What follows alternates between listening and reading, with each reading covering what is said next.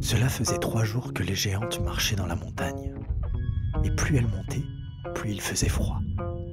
Le paysage était désolé et seules quelques petites plantes subsistaient à cette altitude. Rappelez-vous, les ombres de la sorcière avaient préparé les sacs des enfants et la magie avait dû les aider un peu. Dans le tout petit sac, il y avait une tente, 3 gourdes remplies de sève d'arbre à épines au délicieux goût de chocolat. Il y avait aussi de jolis vêtements chauds et plein de coussins. Les enfants parlaient beaucoup aux géantes, qui étaient des jumelles tout à fait mignonnes. Outre leurs poils à la douce odeur et leur voix étrange, elles possédaient 13 yeux, éparpillés de manière aléatoire sur leur tête, et au sommet de celle-ci trônait une superbe ramure comme celle des cerfs. Leurs membres, jambes et bras se terminaient par de longues griffes agiles et brillantes. Leur couleur, donc la couleur de leurs poils, changeait selon leur humeur et les sujets dont elles parlaient. Et lorsqu'elles étaient en colère, on avait l'impression qu'elles clignotaient. C'est ce matin-là que les nuages firent leurs apparitions, et plus ils marchaient, plus les nuages étaient gros et nombreux. Leurs ombres faisaient doucement la course sur les rochers et les mousses. Le paysage était plat à présent, comme si la petite troupe était enfin arrivée au sommet de la montagne. Les nuages rebondissaient les uns sur les autres, ce qui amusait beaucoup les enfants. Ils étaient jaunes, ces nuages, tout jaunes. Il paraît que certains nuages, dans le passé, allaient très vite, là où on leur demandait. Mais c'est une légende, la légende du nuage supersonique. Ça doit être génial, dit Giolito en rêvant. Qu'est-ce que c'est que ce rond truc là-bas? Au loin, au milieu des nuages, une énorme colonne blanche, très brillante, avait fait son apparition. C'était tellement haut que même dans les bras des géants, il était impossible d'en voir la fin. C'est Mramornaya Scala, la falaise de marbre. Nous arrivons au cœur du pays des nuages. Comment on fait pour grimper haut? Bah ouais, comment on fait pour grimper là-haut? Mais c'est pas vous qui allez grimper. Tout en disant ça, Ingrid enleva un petit médaillon qu'elle portait autour du cou, caché dans ses jolis poils. Elle l'ouvrit et en sortit de petits cristaux violets couleur d'améthyste.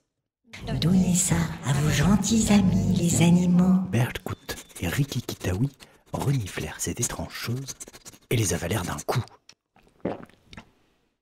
Regardez bien. Les animaux grandissaient à vue d'œil.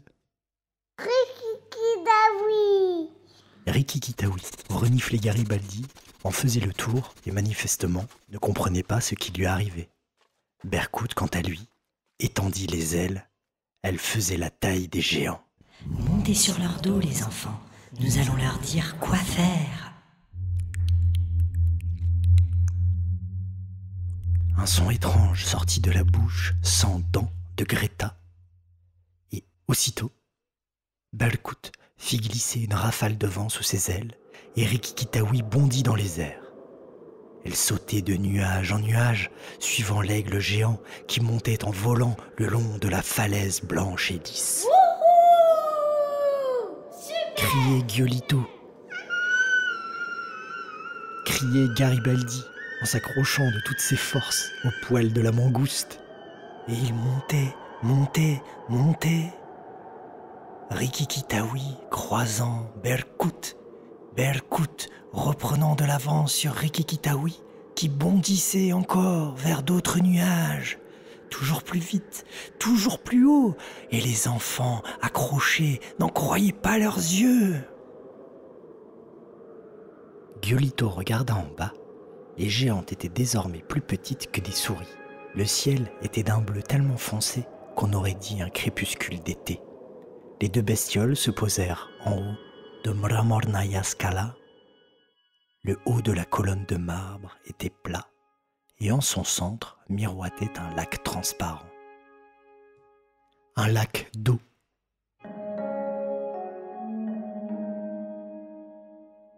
Les enfants n'en croyaient pas leurs yeux. Ils n'auraient jamais imaginé trouver ça ici, si haut, si loin.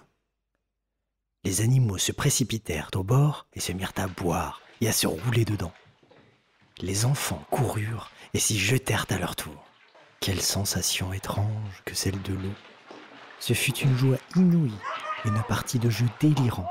S'éclabousser, se gargariser, faire des bulles, plonger.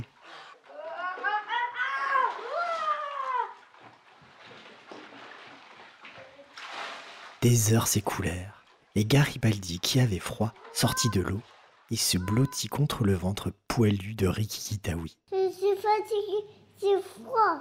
Tu feras quelle Rikiki-Taoui? Le monde était à l'envers. L'horizon courbe, la planète sous leurs pieds, et loin, là-bas, en train de brûler sous le soleil, le royaume du maïs étouffé dans sa poussière.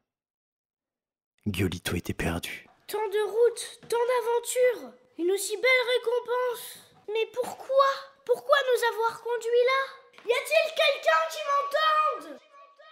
Oh ouais, y a-t-il quelqu'un qui m'entende? Oh ouais, oh ouais. Mais personne ne répondait, et Giolito cherchait. On voyait le fond du lac, et rien ne s'y cachait. Au-dessus de sa tête, à part décrocher une étoile, on ne pourrait rien trouver. Alors quoi? Pourquoi était-il là? Il s'allongea à son tour sur le ventre, la tête dans les mains, triste, au bord du lac, et regarda son reflet qui lui souriait.